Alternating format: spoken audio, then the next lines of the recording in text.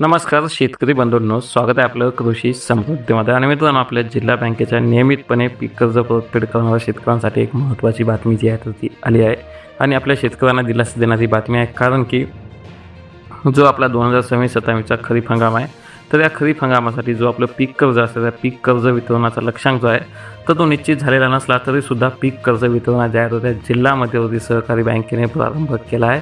आणि विशेष म्हणजे की 1 एप्रिलपासून आत्तापर्यंत आपल्या जिल्ह्यामधील 8,209 शेतकरी बांधवांना 120 रुपयांचं कर्जसुद्धा वाटप करण्यात आलेलं आहे. आणि याविषयी आपण या व्हिडिओच्या माध्यमातून संपूर्ण आणि सविस्तर माहिती जी आहे तर ती पाहणार आहोत. परंतु त्या अगोदर जर चॅनलवर नवीन असाल तर ताबडतोब आता चॅनलला सबस्क्राईब करून सोबतचं बेल आयकन दाबायला मात्र अजिबात विसरू नका.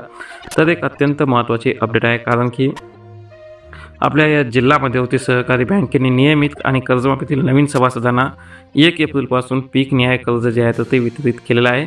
आणि यंदा जे आहे तर ते गत वर्षी या पीक कर्जदरामध्ये सरसकट 12% वाढ करण्याची शिफारस अग्रणी बँकेकडून करण्यात आली आहे. परंतु सध्या खरीप हंगामाच्या पूर्वतयारीस प्रारंभ झाला आहे आणि कर्जमाफी योजनेच्या पार्श्वभूमीवर पीक कर्जासाठी बँकाकडे शेतकऱ्यांच्या चक्रासुद्धा सुरू असल्या तरी लक्ष्यांक निश्चित नसल्याने आणि कर्जमाफीचे निकष जे आहेत ते अद्याप स्पष्ट नसल्याने कर्ज वितरणामध्ये अडचणी जाऊ लागल्या आहेत. अडचणी त्यामध्ये येत आहेत, कारण की अजूनसुद्धा कर्जमाफीचे निकष, कर्जमाफीच्या अटी शर्ती ज्या आहेत त्या आलेल्या नाहीत. आणि कर्जमाफीमुळे बऱ्याच शेतकऱ्यांनी पीक कर्जाची परतफेड केलेली नाही, तर त्या शेतकऱ्यांना सुद्धा पीक कर्ज वितरण करण्यास बँकेला अडचणी येत आहेत. परंतु सध्या आपल्या या अमरावती जिल्हा मध्यवर्ती सहकारी बँकेने आपल्या नियमितपणे परतफेड करणाऱ्या शेतकऱ्यांना 1 एप्रिलपासून जे आहे तर ते नवीन पीक निहाय पीक कर्ज वितरित केलं आहे. आणि सध्यापर्यंत जर पाहिलं तर जिल्ह्यातील 273 सेवा सहकारी संस्थांमार्फत एकूण 8,209 सभासदांना 120.77 कोटी रुपयांचं कर्ज जे आहे तर ते वितरित करण्यात आलेलं आहे. आणि विशेष म्हणजे की हे कर्ज नियमितपणे भरणाऱ्या शेतकऱ्यांनाच देण्यात आलेलं आहे. आणि राष्ट्रीय व खाजगी क्षेत्रातील बँकांनी अद्याप कर्ज वितरणासंदर्भातील भूमिका स्पष्ट केली नाही. म्हणजे फक्त आणि फक्त सध्या आपल्या अमरावती जिल्हा मध्यवर्ती सहकारी बँकेच्या नियमितपणे परतफेड करणाऱ्या शेतकऱ्यांना पीक कर्ज वाटप जे आहे ते केलं जात आहे.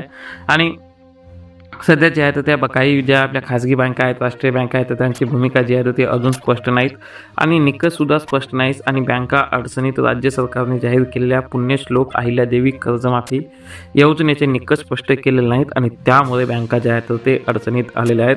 आणि परदेशी समितीला सुद्धा दिलेली मुदत संपुष्टात आली असतानाही राज्य सरकारकडून कर्जमाफी संदर्भात काहीच हालचाली नसल्याने शेतकऱ्यांसह बँकासुद्धा अडचणीत सापडल्या आहेत. आणि गत हंगामातील थकीत कर्जाची वसुली रखडली आहे आणि अनेक खाते NPAमध्ये जाऊ लागले आहेत. आणि गत वर्षी 2,73,300 सभासदांनी जवळपास 21 म्हणजे की 2,100 कोटी रुपयांचा लक्ष्यांक निश्चित करण्यात आले होते. आणि कर्जमाफीची योजनेचे निकष स्पष्ट झाल्यावर बँकाची थकीत रकमेची स्थिती स्पष्ट होणार आहे. आणि यंदाच्या हंगामातील जे आहे तर ते कर्ज वितरणाची स्थिती पाहता जिल्हा मध्यवर्ती सहकारी बँक एकूण जे आहे तर ते 273 नियमित करार सभासदांना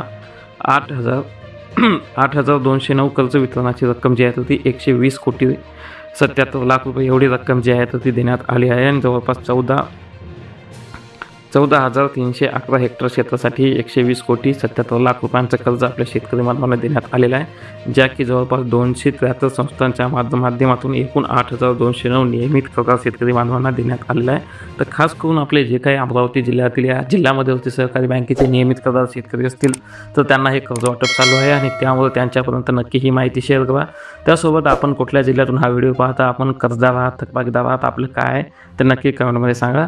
धन्यवाद. मित्रांनो, सध्या गरमीचा पारा खूप चढला आहे आणि अशातच आपल्याला जर 5 ते 10,000 रुपयापर्यंतचे टॉप 30 कूलर घ्यायचे असतील तर त्यांची लिंक आपण व्हिडिओच्या माध्यमातून दिलेली आहे, तर तुम्ही नक्कीच एकदा चेकआउट करू शकता.